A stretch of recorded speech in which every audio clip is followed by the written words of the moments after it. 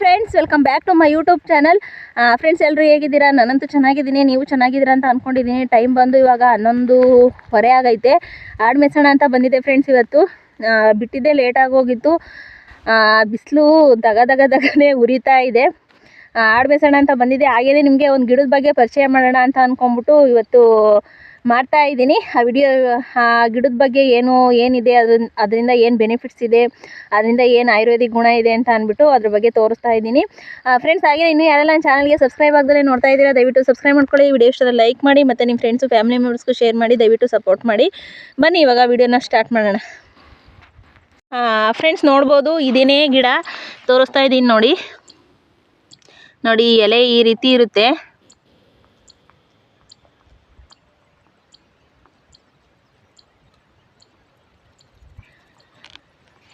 ಇನ್ನೊಂದು ಗಿಡ ತೋರಿಸ್ಕೊಡ್ತೀನಿ ನಾನು ನಿಮಗೆ. ಅದು ಗಿಡದಲ್ಲಿ ಕಾಯಾದಾಗ ಯಾವ ರೀತಿ ಇರುತ್ತೆ ಅಂತ ಅಂದ್ಬಿಟ್ಟು ನೋಡಿ.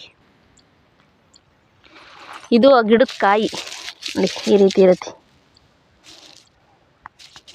ಇದು ಬೀಜ ನೋಡಿ, ಹಿಂಗೆ ಬ್ಲ್ಯಾಕ್ ಕಲರ್ ಸೀಡ್ಸ್ ಇದೆ ಇದರಲ್ಲಿ.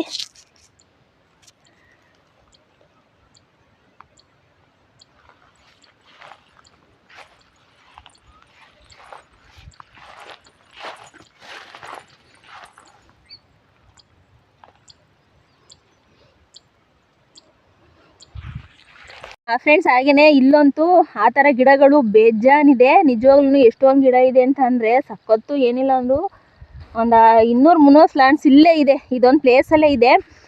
ಏನು ಅಂತ ಅಂದರೆ ಇದ್ರದ್ದೊಂದು ಬೆನಿಫಿಟ್ಸ್ ಹೇಳ್ತೀನಿ ಇದ್ರದ್ದು ಬಗ್ಗೆ. ಏನು ಅಂತ ಅಂದರೆ ಫ್ರೆಂಡ್ಸ್, ನಾವು ಆಗಿನ ಅಂದರೆ ನಾವು ಹಳೆ ಮನೆಗಳಲ್ಲೆಲ್ಲ ಇದ್ದಾಗ ಆಗೆಲ್ಲ ಈ ಕೀಟಗಳು, ತಿಗ್ನೆಗಳು, ಈ ಕಾಟಗಳು ಎಲ್ಲ ಜಾಸ್ತಿ ಇರೋದು. ಈ ಸೊಳ್ಳೆ ಕಾಟ, ತಿಗ್ನೆ ಕಾಟ, ಉಣ್ಣಿ ಕಾಟ ಎಲ್ಲ ಜಾಸ್ತಿ ಇರೋದು.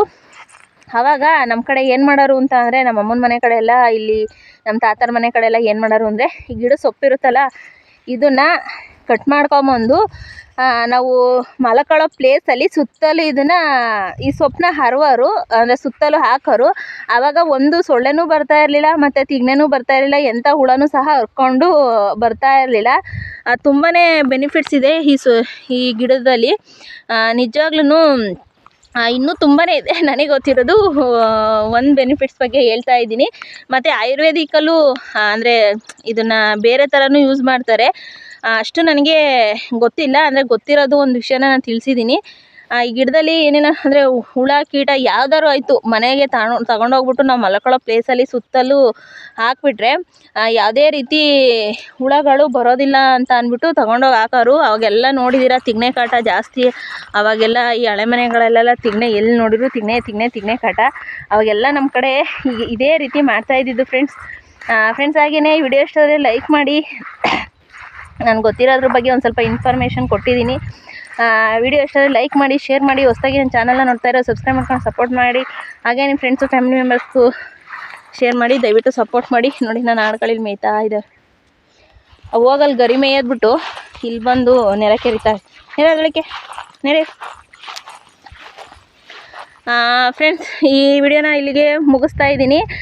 ಇನ್ಯಾವರು ಆಯುರ್ವೇದಿಕ್ ಗಿಡಗಳ ಬಗ್ಗೆ ನನಗೆ ಮಾಹಿತಿ ಇದ್ದರೆ ಅದನ್ನು ನಾನು ವಿಡಿಯೋ ಮೂಲಕ ತೋರಿಸ್ತೀನಿ. ನಿಮಗೆ ತುಂಬಾ ಇದೆ, ಅದ್ರ ಬಗ್ಗೆ ನಾನು ಸ್ವಲ್ಪ ತಿಳ್ಕೊಬೇಕು. ನನಗೆ ಗೊತ್ತಿರೋವಷ್ಟು ನಾನು ವಿಡಿಯೋದಲ್ಲಿ ತೋರಿಸೋದಕ್ಕೆ ಪ್ರಯತ್ನ ಪಡ್ತೀನಿ. Thank you friends.